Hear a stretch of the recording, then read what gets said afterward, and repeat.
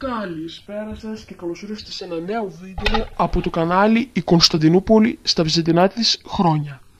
Σήμερα δεν θα διαβάσουμε κάποιες πληροφορίες, αλλά θα κάνουμε ένα quiz για τη μονή της χώρας. Λοιπόν, εγώ τώρα έχω θολώσει δίπλα τις διαφάνειες επειδή δείχνει τα σωστά αποτελέσματα και πάμε να ξεκινήσουμε.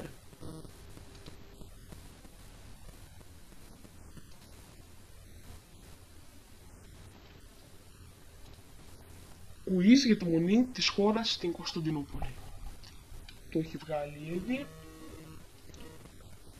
Και πάμε. Εγώ το έχω φτιάξει. Έχει 5 ερωτήσεις. 5. Και δεν έχει πάρα πολλές. Λοιπόν, δεν βρήκα πολλές. Ερώτηση Α. Ποιο αιώνα ξεκίνησε να χτίζεται η μονή? Α. 9ο, Β. 10ο, Γ. 11ο. Έχετε λίγα δευτερόλεπτα να σκεφτείτε τη σωστή απάντηση.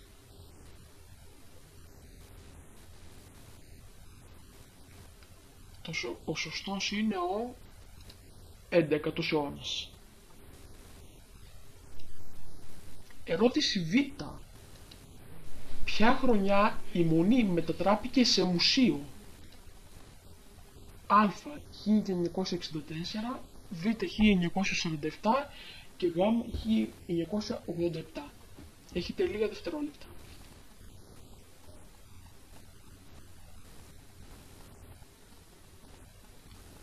Για να δούμε. 1947.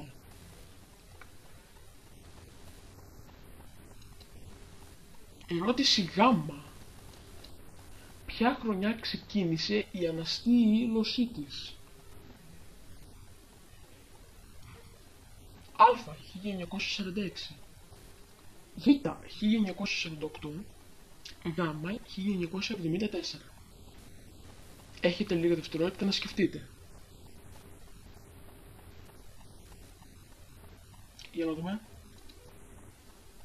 1948. Ερώτηση Δ. Πότε μετατράπηκε η μονή σε Ισλαμικό τέμενος? Α. 2013, Β. 2022 και Γ. 2020. Έχετε λίγα δευτερόλεπτα να σκεφτείτε.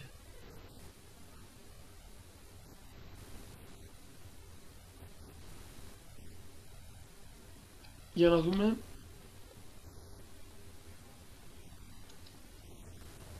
...2020.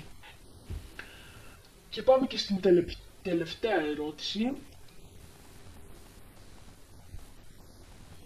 Ποια ημέρα λειτουργήσε επίσημα ως τζαμί? Α. 21 Φεβρουαρίου 2024, Β. 22 Φεβρουαρίου 2024 ή Γ. 23 Φεβρουαρίου του 2024.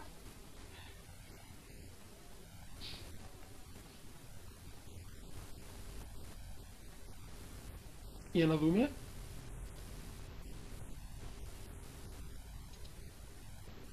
Ναι, εδώ δεν το έβαλα καν. Ήταν το τελευταίο. Αυτό ήταν το βίντεο. Σύντομο σήμερα. Εμείς θα τα ξαναπούμε σε κάποιο άλλο βίντεο. Λογικά θα ανεβεί σύντομα. Και τα λέμε.